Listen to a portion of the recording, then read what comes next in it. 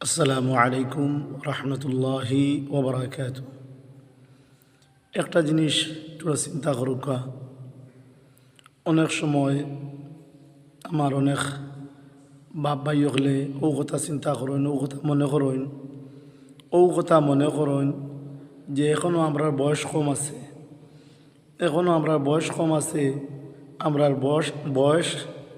বয়স আস্তে আস্তে বাড়ুক, আমরা আল্লাহ বিল্লাহ করমু, নমাজ পড়মু, রোজা রাখমু, সদকা খয়রাত করমু, দান দক্ষিণা করমু। এখনও আমরার বয়স কম, আরও বয়স কিছু বাড়াইলে আমরা দাড়ি রাখমু। নবীজি সাল্লাল্লাহু আলাইহি সাল্লামের সুন্নত ওয়া তাকলকে দাড়ি রাখা।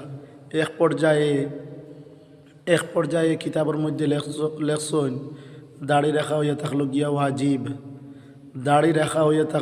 ওয়াজিব, যার কারণে যদিও আমরা শুনিয়া থাকি সুন্নত, কিন্তু কিতাবের মধ্যে এক পর্যায়ে লিখতে বিস্তারিত দাড়ির বাবরে লিখতে দাড়ি রাখার বাব যে বাবটা আছে, এই বাবটা লিখতে লেখছেন দাড়ি রাখা হয়ে থাকলো গিয়ে ওয়াজিব।